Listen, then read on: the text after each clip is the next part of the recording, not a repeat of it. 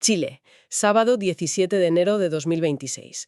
Hoy vamos a tomarle el pulso a la nación a través de sus publicaciones oficiales, y lo haremos centrándonos en 4 áreas clave. Primero, vamos a ver cómo el Estado intenta ser más transparente, con nuevas directrices sobre la gestión de documentos para garantizar el acceso a la información. Segundo, nos sumergiremos en la actividad económica, desde las enormes cuotas de pesca industrial hasta la burocracia que frena proyectos energéticos clave. Tercero, analizaremos las estrategias concretas que se están poniendo en marcha para combatir el cambio climático, con un foco muy específico en ciertos gases de efecto invernadero. Y finalmente, dibujaremos un mosaico de la vida empresarial y social del país, donde veremos el nacimiento de nuevas entidades religiosas y el final de largos ciclos empresariales. Pues venga, vamos a desgranar esto. Empecemos por los cimientos, por cómo un gobierno se comunica y rinde cuentas, la gestión de sus documentos. Han salido unas nuevas recomendaciones del Consejo para la Transparencia que, a primera vista, parecen bastante densas. Sí, pueden parecerlo, pero lo fascinante aquí es el objetivo que persiguen: facilitar el derecho de acceso a la información de cualquier ciudadana o ciudadano. No es un simple ejercicio de archivar por archivar. Para que se entienda, definen conceptos que son la base de todo. Un documento es cualquier información, da igual el formato, que sirve como prueba de algo. Claro. Un archivo es el conjunto de esos documentos, y la gestión documental es básicamente el sistema para administrar todo el ciclo de vida de esa información. Has dicho ciclo de vida, y eso me llamó la atención, porque una tiende a pensar que un documento se crea, se guarda en una carpetita y ya está, pero proponen un proceso mucho más estructurado, con fases. Exacto, y es fundamental para que el sistema funcione. Hablan de 3 fases. La primera es la fase activa. El documento se está usando constantemente. Es parte del día a día de un ministerio, por ejemplo. ¿Vale? Luego pasa a una fase semiactiva, donde ya no se consulta a diario, pero hay que conservarlo por su vigencia legal o administrativa. Entiendo. Y finalmente, la fase histórica. Aquí es donde se toma la decisión final: o se preserva para siempre por su valor para la historia del país, o se destruye siguiendo un protocolo. Este ciclo es la única garantía de que la información no se pierda en un cajón y sea localizable cuando alguien la pide. Vale. Aquí es donde me surge la primera duda. Todo esto suena muy lógico, muy ordenado, pero ¿no corre el riesgo de convertirse en una capa más de burocracia que en la práctica nadie sigue? Se pide definir roles, proteger datos sensibles y luego mencionan algo que me parece clave: el principio del lenguaje claro. Tienes toda la razón en ser escéptica. La inercia de la administración es enorme. Pero este principio es quizás la parte más revolucionaria. Obliga a que los documentos se redacten de forma que cualquier persona pueda entenderlos. O sea, sin jerga. Sin jerga técnica, sin acrónimos, sin explicar. La idea es romper la barrera que el lenguaje burocrático crea entre el Estado y el ciudadano. Si se aplica de verdad, el cambio sería brutal. ¿Y tenemos alguna razón para pensar que esta vez será diferente? Porque la idea es fantástica, pero llevarla a la práctica. Bueno, lo que proponen es un cambio de mentalidad. Mencionan un modelo de la RTA, que viene a ser la Red de Transparencia y Acceso a la Información. La idea es que la transparencia no sea algo que se añade al final, un parche, sino que esté integrada en la gestión documental desde el minuto 1. Ya. No se trata solo de cumplir la ley, sino de usar la transparencia como una herramienta para generar confianza y mejorar la gobernabilidad. Es un ideal, desde luego, pero es la dirección correcta. Una gestión documental transparente es la base para que la ciudadanía pueda fiscalizar al gobierno. Sin eso, el resto de derechos se tambalean. Entendido. De la estructura interna del Estado y su transparencia, pasamos a cómo ese Estado regula la economía real. Y qué mejor sitio para empezar que en el mar, con las cuotas de pesca. Porque lo que vemos aquí es un mar de nombres y cifras. Es que esas tablas son una radiografía de la economía extractiva de Chile. Lo que realmente salta a la vista no son solo los números en sí, sino la concentración que revelan. Fíjate en un nombre: Corpesca, S.A. Tiene asignada una cuota de más de 113.000 unidades para la sardina española. 113.000. Luego ves a Camanchaca S.A. con más de 28.000. Un par de actores controlan una porción gigantesca de un recurso natural que es de todos. Espera, acabo de ver una nota aquí al margen de las cifras que me llama la atención. Lote caducado por no pago y otra que dice lote renunciado. Esto rompe por completo la imagen de una simple tabla de datos. ¿Qué implica algo así? Estamos viendo en tiempo real a una empresa tropezar. Justo. Esas anotaciones son la punta del iceberg de la volatilidad económica. No son simples notas administrativas. Un lote caducado por no pago nos dice que una empresa, por la razón que sea, no ha podido cumplir con sus obligaciones financieras para mantener esa licencia de pesca.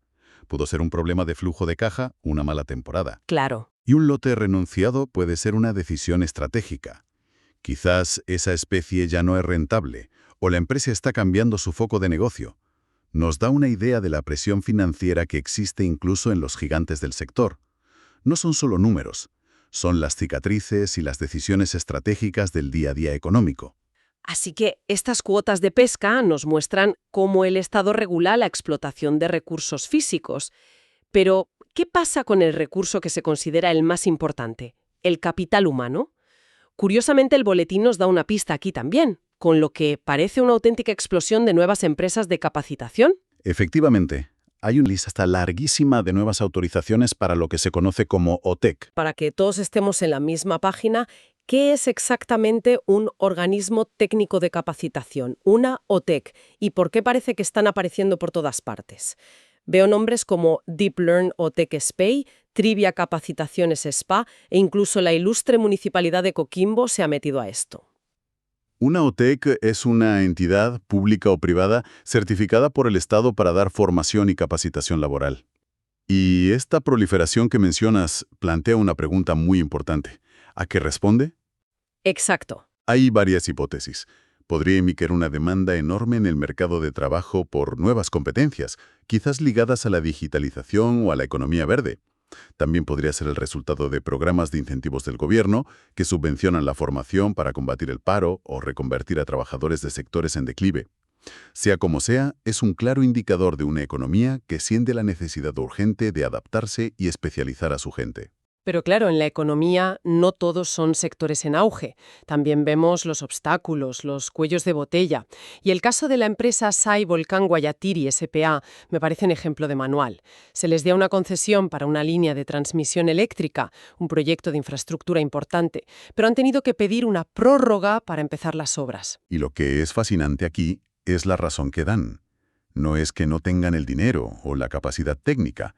La empresa pide la prórroga porque todavía está esperando un permiso clave del Servicio Agrícola y Ganadero, el SAG. Vaya. Un organismo del Estado está retrasando a otro. La empresa se encuentra en un limbo. Tiene la concesión del Ministerio de Energía, pero no puede poner una sola pica en el suelo porque le falta el papel del SAG. Es la pesadilla de cualquiera que haya hecho una reforma en casa, pero a escala de millones de euros. Estás lista para empezar, tienes todo el equipo preparado y de repente te das cuenta de que todo tu proyecto depende de un único sello atascado en el escritorio de alguien en otra administración. Exactamente esa es la sensación. Y esta microhistoria ilustra a la perfección la complejidad de los grandes proyectos. Demuestra la interdependencia brutal entre distintos organismos públicos y cómo la burocracia puede disparar los plazos y los costes del sector privado. Al final, el Ministerio de Energía les concede la ampliación de 3 a 10 meses para iniciar las obras, lo que muestra cierta flexibilidad. Pero el problema de fondo sigue ahí. La falta de coordinación entre agencias estatales puede ser un freno enorme para el desarrollo del país. Y hablando de proyectos a largo plazo y de la necesidad de una visión de Estado, esto nos lleva directamente a las políticas sobre medio ambiente. Se publican los inicios de 2 procesos para crear normas de emisión de gases de efecto invernadero. Sí, y es interesante ver en qué se han centrado. Uno de los procesos busca regular los hidrofluorocarbonos, los HFC. HFC. El otro se enfoca en las emisiones de metano que provienen de los vertederos. O sea, no van a por el CO2 de los coches o la industria en general, sino a por 2 culpables muy específicos. ¿Por qué estos 2? Pues es una decisión muy estratégica. Los HFC, los hidrofluorocarbonos, que se usan en aires acondicionados y sistemas de refrigeración, son los llamados supercontaminantes. Para que nos hagamos una idea, 1 kilo de HFC puede tener el mismo efecto invernadero que miles de kilos de CO2. ¡Qué barbaridad! Son una victoria fácil, por así decirlo, en la lucha climática. Abordarlos tiene un impacto desproporcionadamente alto y rápido. Es como si en un incendio, en lugar de echar cubos de agua por todas partes, te centras en apagar primero el bidón de gasolina. Entiendo, es una cuestión de eficiencia.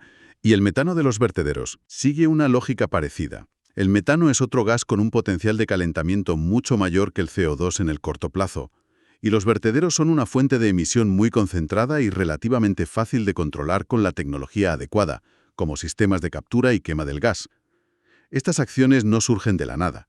Se enmarcan en la estrategia climática de largo plazo de Chile. Son los pasos prácticos y medibles para cumplir con los compromisos internacionales del país. Y se abre un plazo de 4 meses para que cualquiera pueda aportar información. Esto me parece interesante, porque la creación de normas tan técnicas podría ser un proceso totalmente cerrado. Es un punto clave. La participación ciudadana temprana busca precisamente eso. Permite que universidades, empresas del sector, ONGs o expertos independientes puedan presentar estudios, datos o puntos de vista antes de que se redacte el borrador de la norma. Esto, en teoría, enriquece la decisión final y le da más legitimidad. Evita que la norma nazca ya con la oposición frontal de un sector que no fue consultado. De acuerdo. Y para terminar, vamos a ver el tejido social y corporativo del país, que es donde se ven los extremos de la vida, el nacimiento y la muerte, por así decirlo. Es una forma muy acertada de verlo. En estas páginas conviven el principio y el final de muchos ciclos. Por un lado, vemos el nacimiento de una nueva entidad de fe. Se inscribe oficialmente como organización religiosa de derecho público la Red Global de Avivamiento. En el extracto se detallan sus principios, su fe en la Trinidad, la Biblia como palabra de Dios. Y esto, más allá de la teología, es un reflejo de la diversidad social de un país y del ejercicio de un derecho fundamental como es la libertad de culto. El Estado, a través de esta publicación, actúa como un notario que da fe de la existencia legal de esta nueva comunidad, con todos los derechos y obligaciones que ello implica. Y del nacimiento de una comunidad pasamos a la vida cotidiana del mundo corporativo. Vemos citaciones a juntas extraordinarias de accionistas para empresas como Colipuli Red Soil S.A. o Comercial Sierra Bella S.A. Son el pulso diario, las decisiones sobre el rumbo de un negocio. Pero en la misma publicación asistimos al final de un ciclo larguísimo. ¿Te refieres a la notificación de la quiebra de Carlos Bull y Compañía Limitada? Exacto. Se notifica el sobreseimiento temporal de un proceso de quiebra que, fíjate en la fecha, se arrastraba desde 2006. 20 años. Es un recordatorio brutal de que los ciclos económicos y judiciales se miden a menudo en décadas, no en días. Imagina todo lo que ha pasado en el mundo y en Chile desde 2006 y este proceso seguía abierto, como un eco del pasado. El diario oficial en este sentido no es solo un registro del presente, es un archivo arqueológico de la vida económica y social. Ver la creación de una nueva iglesia junto al cierre de una quiebra de hace 20 años en la misma página es una lección de perspectiva. Entonces, si damos un paso atrás, ¿qué significa todo esto? El análisis de un solo día en el boletín oficial nos ha mostrado un país en pleno movimiento. Vemos un Estado que, al menos en el papel, lucha por ser más transparente, una economía que regula recursos valiosísimos como la pesca mientras intenta fomentar el capital humano y una sociedad que se organiza, crea y cierra capítulos. Es un ecosistema increíblemente complejo de reglas, personas e intereses. Hemos visto cómo un documento ministerial, que parece algo abstracto, tiene un ciclo de vida que afecta al derecho de un ciudadano. Hemos visto cómo la cuota de pesca de una empresa o el permiso atascado de una eléctrica no son anécdotas, sino síntomas de un sistema mucho más grande. Todo, de alguna manera, está interconectado. Y esto nos deja con una reflexión final. Si un solo día de publicaciones oficiales revela esta densidad de información y de procesos, desde la lucha contra el cambio climático hasta la fe de una nueva congregación, ¿qué patrones y qué narrativas podrían emerger si analizáramos un mes o un año completo? ¿Qué historias no contadas sobre el desarrollo, los conflictos y las verdaderas aspiraciones de una nación se esconden entre los decretos y los extractos, esperando a ser descubiertas?